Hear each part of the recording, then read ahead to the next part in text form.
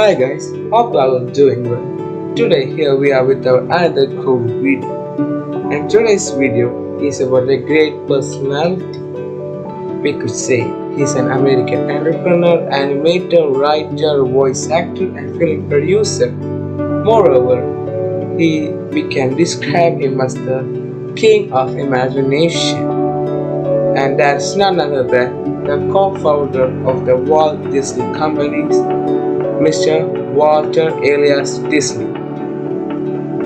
Today we are going to discuss his life, his way or his path towards his success. And shortly we are going to discuss from his childhood to his success. And we are going to learn what we have to learn from his life. And now let us start his path of life from his childhood. Walt Disney was born on December 5, 1901 at 1249 Fifth Avenue in Chicago's Hermosa neighborhood, United States of America. He was the fourth son of Elias Disney, born in the province of Canada, to Irish parents and Flora, an American of German and English ancestry or descent. Aside from Disney, Elias and Flora's sons were Herbert, Raymond, and Rod. The couple had a fifth son, Ruth, in December 1903. In 1906, when Disney was 4, the family moved to a farm in Musselly, Missouri, where his uncle Robert just purchased a land. In Musselly, Disney developed in his interest in drawing. You could say normal drawing, and he got it into more serious when he was paid to draw the horse of a retired neighborhood doctor.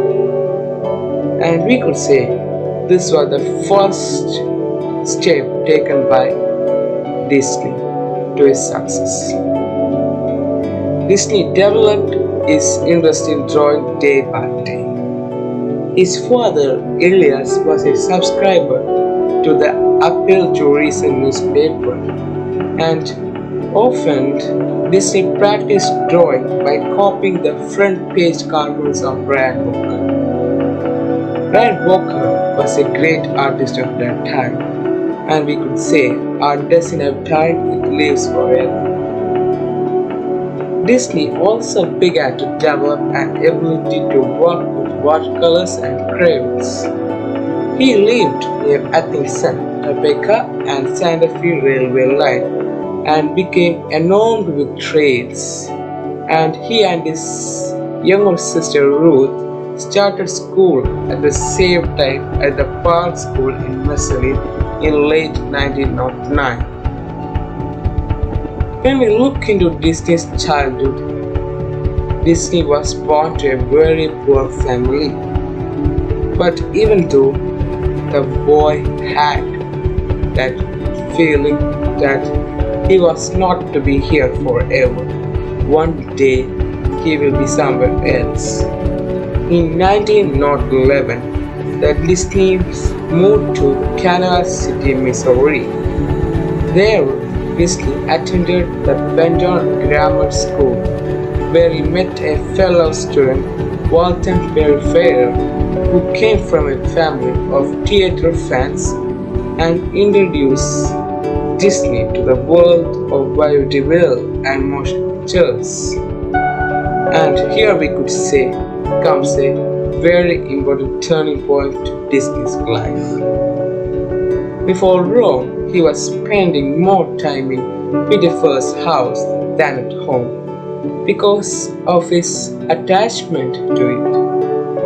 Elias has purchased a newspaper delivery route for the Kansas City Star and Kansas City Times. Disney and his brother Roy woke up at 4:30 every day to deliver the Times before school and repeated the round of the evening star after school. What we can understand from this, he was very hardworking. He could get up at 4:30 every morning and could sell newspapers before school, and he would again repeat it in the evening. The schedule was exhausting, and Disney often received poor grades after falling asleep in classes. But he continued his papers route for that 6 years. 6 years of hard work. And he also attended Saturday courses at Kansas City Art Institute and also took a correspondence course in Kabul. What if a boy without a feeling that he could reach somewhere, he could have not done this so. He could have done just like his other sisters and brothers, he could have gone in that way. But the boy was know that he was to be doing something in the future. So he had that feeling and he worked with it. And now we can move into Disney's high school life. In 1970, Elias bought stock in Chicago Jelly Producer, the awesome company, and moved back to the city with his family. Disney enrolled MC Curley High School and became the cartoonist of a newspaper, drawing patriotic pictures about World War I. He also took night courses at Chicago Academy of Fine Arts.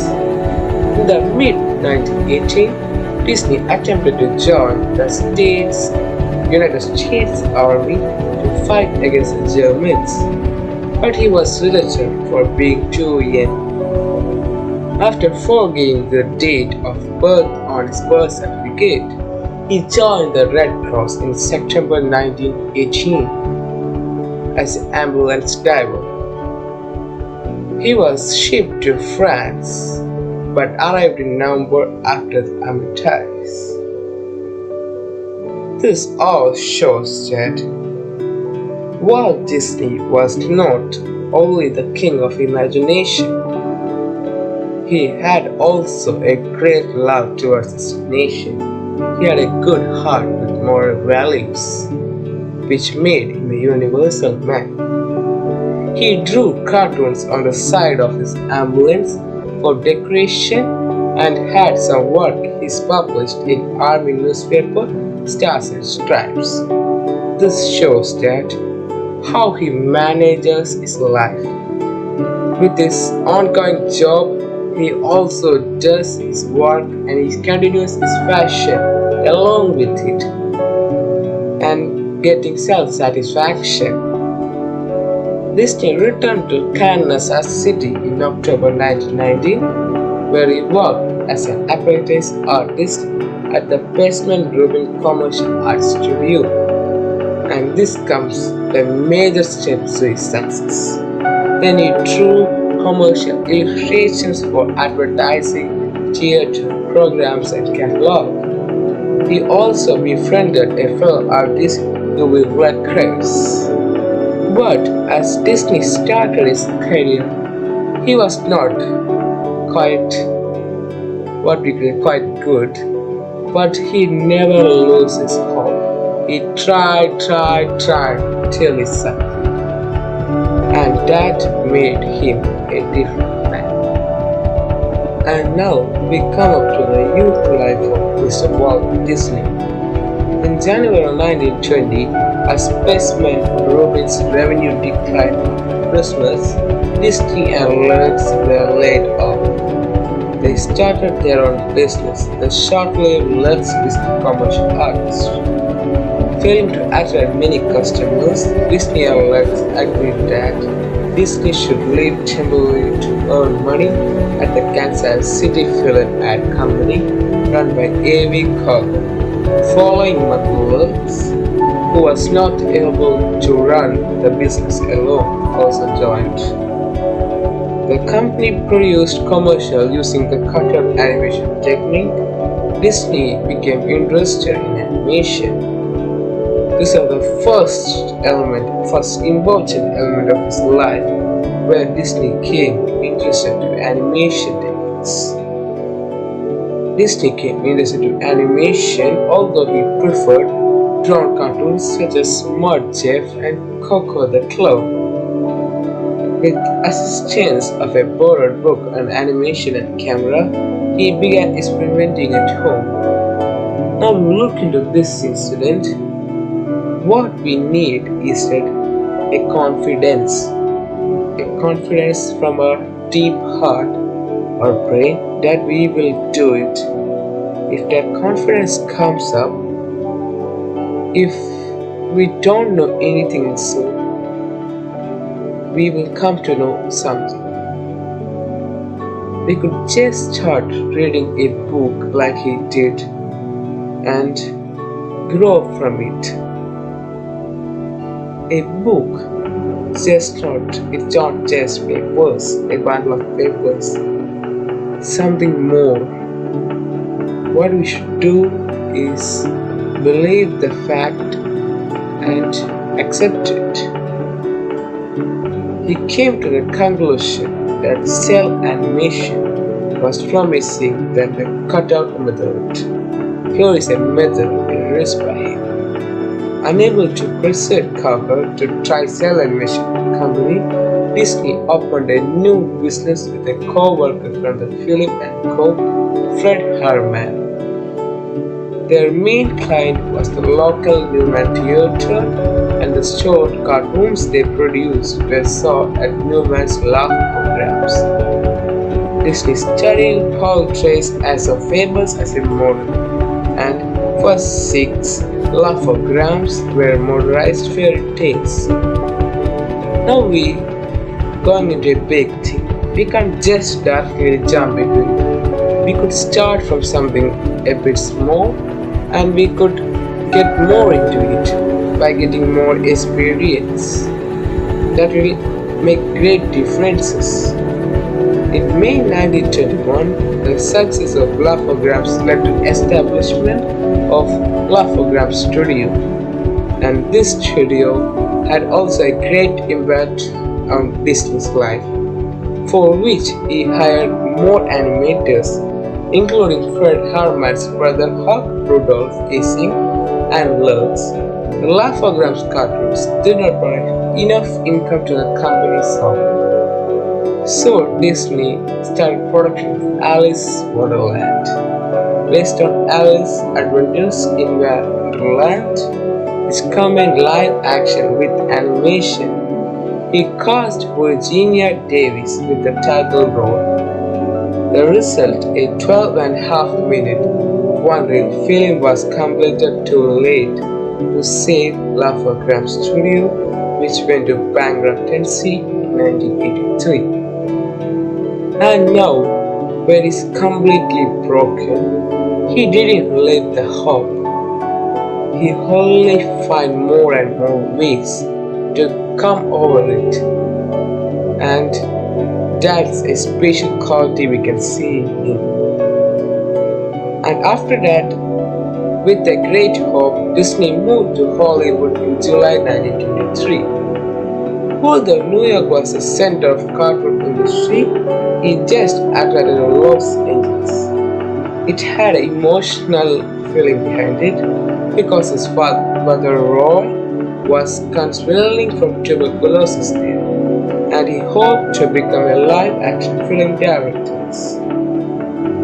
Disney's effort to sell Alice Wonderland were vain until he heard from New York film distributor Margaret J. Winkler. She was losing the rights to both the Out of Lingual and Felix the Cat cartoons and needed a new series.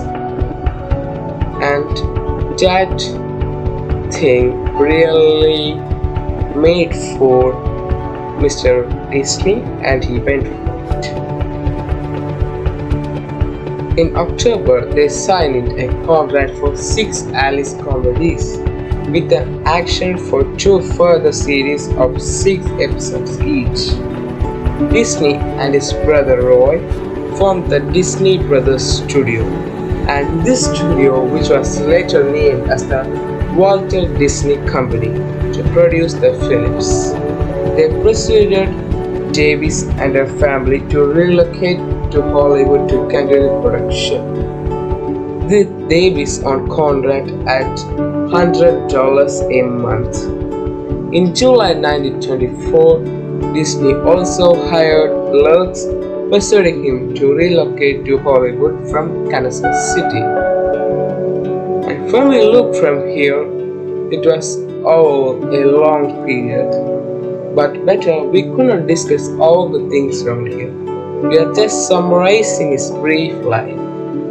In early 1925, Disney hired a young artist, Leon Barnes. They married in July of that year at her brother's house in her hometown of Levings, Iowa. The marriage was generally happy, according to Lillian. Although according to Disney biographer Neil Gambler, she did not accept Walt Disney or status unquestionably. She admitted that she was always telling people how happy he is. Lillian had little interest in films or Hollywood management, providing support for her husband. Their marriage produced two daughters, Dane, born in December 1993, and Sharon, adopted in December 1936, born 6 weeks previously. Within the family, neither Disney nor his wife had the fact Sharon had been adopted. Although they became annoyed if people outside the family resided the point, the Disney were careful to keep their daughters out of the public eye as much as possible, particularly in light of Lindenberg kidnapping actually. Disney took steps to ensure his daughters were not photographed by the press. And this all are from his personal life. And from here, he had many things in all coming to his life in 1926, big role distribution, and a lot more. And it was going like this. Now we can go to the Mickey Mouse of the first Academy. And this time it was from 1928 to 1933. We could say the Mickey Mouse era. And after the releasing of the Mickey Mouse series, Walt Disney rised to the most famous personalities in the world of animators. He was flooded with invitations to many countries, honors, awards. He was having won 22 Oscars from 59 nominations. He was presented with the Golden Globe Special Achievement Awards and an Emmy Award, among other honors. It will not be enough if we say all these honors by the time that's available now, because it was all that much awards and honors seeking because of his skills and his attitude. And what we could say, Walt Disney came with a level that it couldn't be, but it couldn't be commentated. And with that, Disney received 59 Academy Award nominations, including 22 awards, both totals and records. He was nominated for 3 Golden Globe Awards but did not win, but he presented 2 Special Achievement Awards for Bambi and 42 Angry Living Desert and the Sandalwood Award. He also received Emmy Award nomination for the Best Producer in Disney television series and a lot. And now the cute and its growing sad part is that Disney has been a heavy smoker since World War I. He had been smoking cigarettes without filters and smoked a pipe as a young man. In November 1966, he was diagnosed with leg cancer and was treated with cobalt therapy. On November 30, he felt unwell and was taken to St. Joseph Hospital, where on December 15, 10 days after his 65th birthday, he died of circulatory collapse caused by lung cancer. Disney remains were cremated 2 days later, and his ashes buried at the Forest Lawn Memorial Park in Glen, California. What we could understand from his life is that whatever success we take, whatever hard work we do, we should not go to the world of getting enjoyment from cigarettes and etc. Because see his life. He had done started a lot of big projects and all the mini series. But what to do? As he was a heavy smoker, he died in between one of his most important two series, most important two projects started by him. He couldn't release the project when he was alive. He died before that. So what we understand from is that life is to be led in a special way, in a particular way, if you could say. We can't lead our lives in a way in which we want. What happened to Walt Disney was he was a very hardworking man, well personality and all. But as it went on, something happened with him and he moved into his smoking habit, and that led to a lot of problems. Now, can you think if Walt Disney was alive still, how good it would have been? No creations, no animations. But what to say, sad is no more. And I conclude my ways by saying, don't take the help of other tobacco products or liquor products. One thing I could say, like to say, Mr. Walt Disney told to his biographer, Walt Disney won't smoke, but I will. Walt Disney don't drink, but I drink. There is nothing else to say. All is clear with that. So, what we should do is take his life as an example. Take him as a role model. Follow his hard-working path, and remember his death and don't go into that way. The two plants which he couldn't complete was EPCO, which was not come to fruition because of his death. That was Disney's one of the major programs.